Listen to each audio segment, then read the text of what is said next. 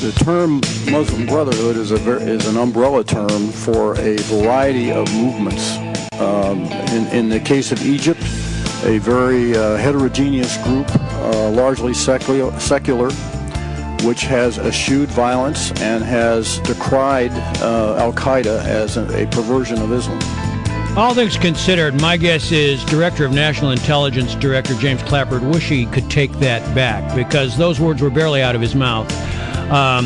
Before our next guest, Congresswoman Sue Myrick, let him know that she wasn't buying that. She said either the administration doesn't know who the Muslim Brotherhood is, which shows incompetence, or they are apologizing for them, which is inappropriate for those in charge of protecting the American people. Let's be clear, the Muslim Brotherhood is not secular. Sue Myrick is a Republican member from North Carolina. She is the co-chair of the Anti-Terrorism Caucus. She is a member of the House Intelligence Committee, and she joins us now. Congresswoman, good morning. Well, good morning. How are you? Well, I'm pretty good, but in light of, and I know that Director Clapper has tried to qualify his remarks, but in your view, because you went on to say the administration is playing with fire here, but overall, are they beginning to wake up to this worldwide threat assessment of radical Islam, in your view?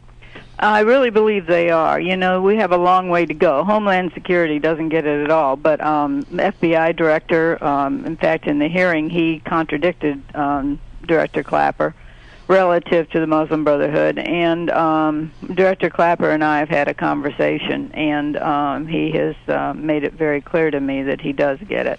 But he did misspeak, and he seems very hesitant to really talk about it, you know, in public. And my concern is, and I thank you, by the way, for what you've been doing on this issue, because really until Egypt happened, the American people didn't have a clue of what's going on and even who the Brotherhood is. So you've been extremely helpful. Well, it's interesting because there's a poll out this morning, and it was in connection with the hearings that Peter King of the Homeland Security Committee is going to have, and apparently 62% of Americans still believe that American Muslims are fine, belong in our communities, but 72% now say, but I think they certainly should be investigated if they are somehow complicit in some kind of radical Muslim activities. I got to believe part of that is the kind of stuff that you've been doing, and Peter King, and also I do agree that thanks to the uprising in Egypt, we are learning more about it.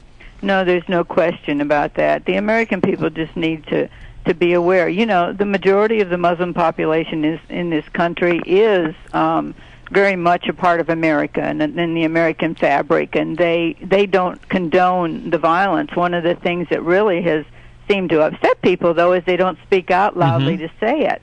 Now, we've worked for, well, golly, I don't know, a couple years or more with several moderate Muslim groups who are trying very hard to work in their communities to, you know, across the country, to be able to educate their young people and the parents as to what these dangers are.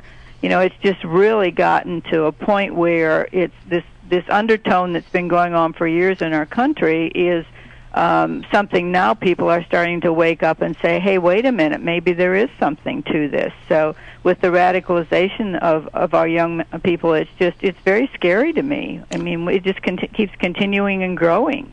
Congresswoman Myrick Major Garrett, good to talk to you again. Hi. Good to talk to you. Two questions. One, do you think that Director Clapper was just being hyper careful in his description of the Muslim Brotherhood within Egypt and within the context of the moment, or do you think he had a fundamental misunderstanding of the Muslim Brotherhood's long history in Egypt, which I don't think any fair observer could adequately describe or accurately describe as either secular or nonviolent? That's question one.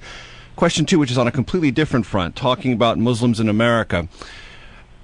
You have mentioned that there is a general sense of dissatisfaction. They don't speak out enough, but clearly in the Portland case, in the Dallas case, and other cases, they may not have spoken out publicly, but they have provided valuable intelligence that has helped law enforcement, both federal and local, foil some attempted terrorist plots.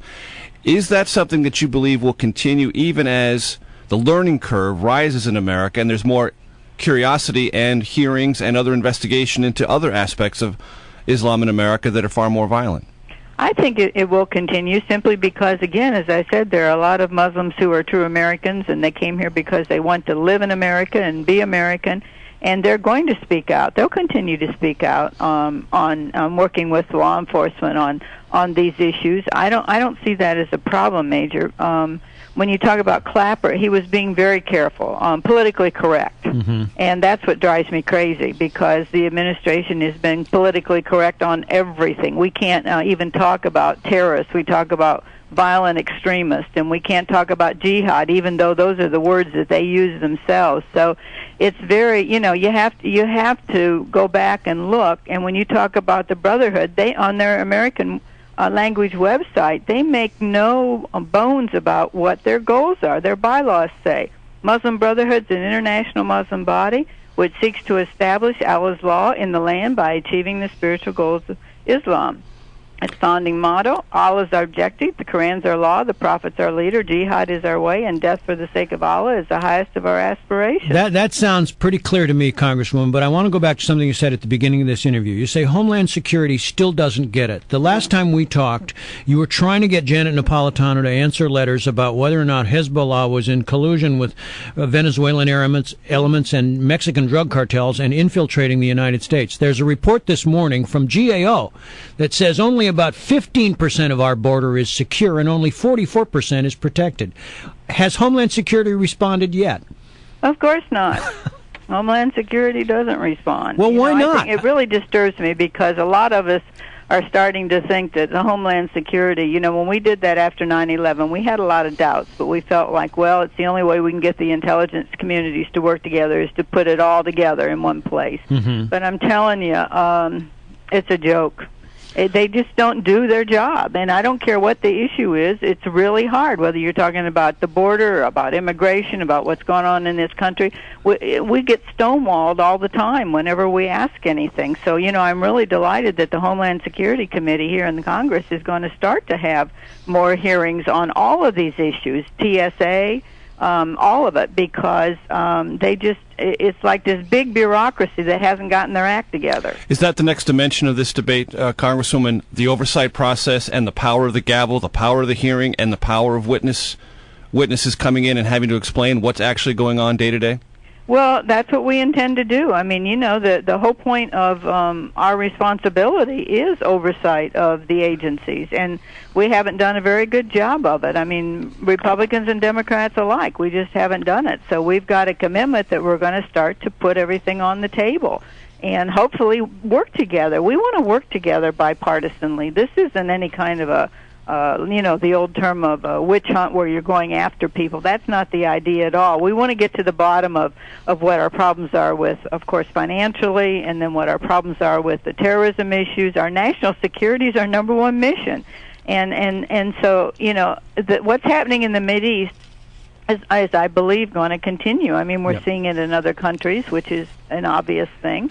And I think that's very healthy from the standpoint of the people who live under those rulers are finally saying, wait a minute, there is another way. It may not be our democracy, but they need to have freedoms, and thank goodness for the Internet. Well, Congressman, I just want to say to that end, to you and colleagues like Peter King and you that are raising your voice, we, WMAL, Freedom, the Foundation for Defense of Democracy, Heritage, and others, Westminster, are going to be having a forum on this at the Capitol Visitor Center, hopefully aiding and abetting this discussion as we go forward. We want to thank you again for being one of the few voices so far that's actually